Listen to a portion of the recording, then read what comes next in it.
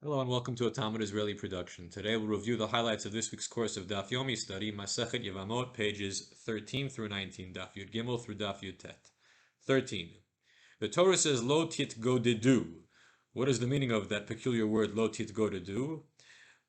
Gemara offers two interpretations. One is the plain reading of the text of the Torah, Lo ta'asu chabura al hamet. You're not allowed to make for yourself a wound over the loss of a relative.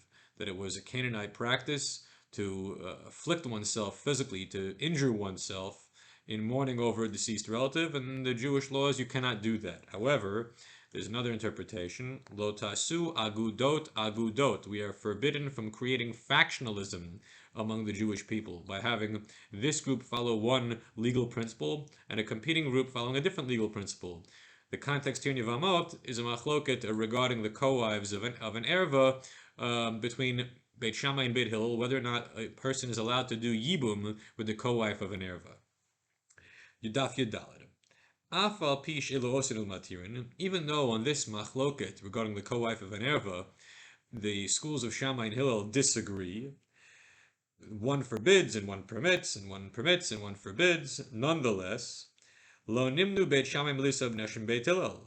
Beit Shammai, that the families of the house of Hillel did not refrain from marrying into the families of the house of Shammai and vice versa.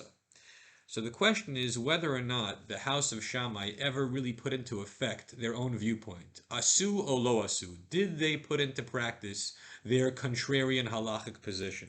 And the Gemara spends much time trying to figure out whether they really did or they didn't.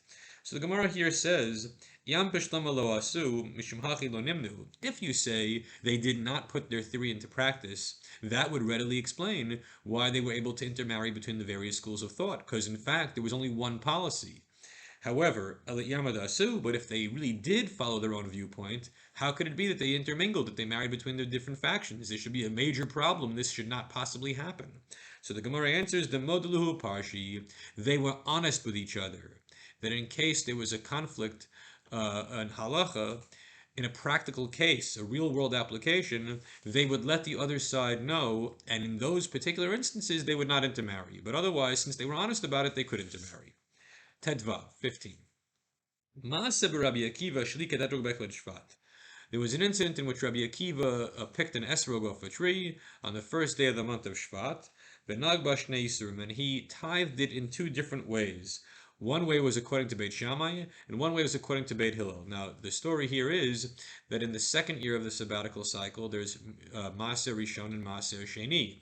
In the third year of the sabbatical cycle, there's the Maaser Rishon and Maaser Ani, the poor man's tithe. So depending upon whether it's the second year or the third year, there'll be a different Maaser, a different tithe, which is taken by the owner of the fruit. So the cutoff date is either according to the house of Shammai on the 1st of Shvat, or according to the house of Hillel on the 15th of Shvat. What happened? It was on the 1st of Shvat, and Rabbi Akiva wasn't sure what to do.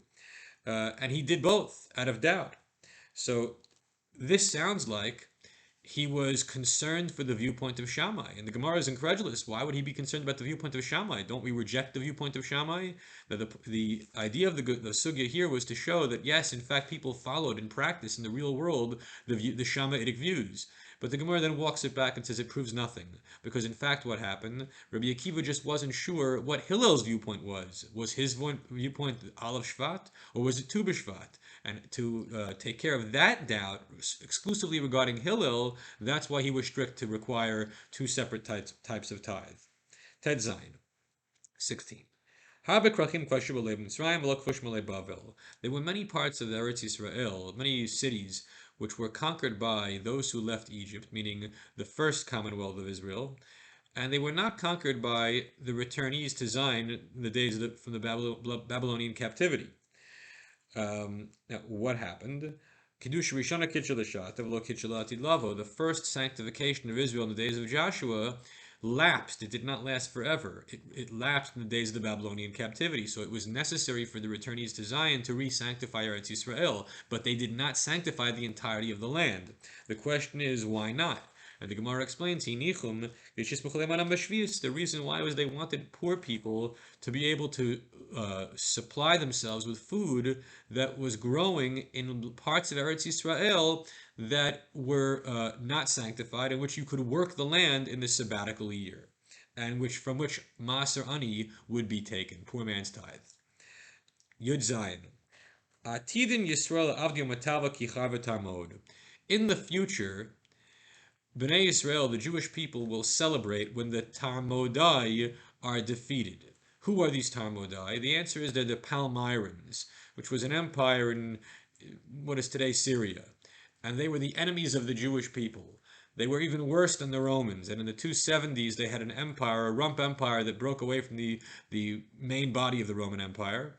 And they were horrific to the Jewish people, and the Jewish people actually supported the restoration of Roman rule because the Palmyrans were that bad. And here the Gemara says, when the Talmudai get their comeuppance, we will be very happy. Yudchet. Shnei achim met echad mehem. There were two brothers, and one of them died. V'yibam hasheni yaseish achiv.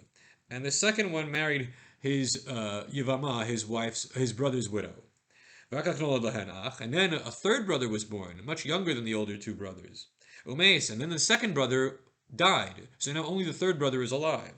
Harishona, the original brother's wife, is exempted from Yibum and Chalitza vis-a-vis the third brother, because the first brother and the third brother were not alive at the same time. So they're lo haya ba'olamo. And as for the second wife, who was married originally to the second brother, she also is exempted from Yibum and Chalitza because she was a co-wife of the first wife. And since the first one was Lo haya ba'olamo, her tzara, her co-wife, also is totally exempted. Yud Tet. Kinasa, if Yibum is done between a Yavam and a Yavama, at that point, they're no longer in a special type of relationship. Rather, they're regular husband and wife, as though this were a normal marriage. Milamed, and what's the consequence of that?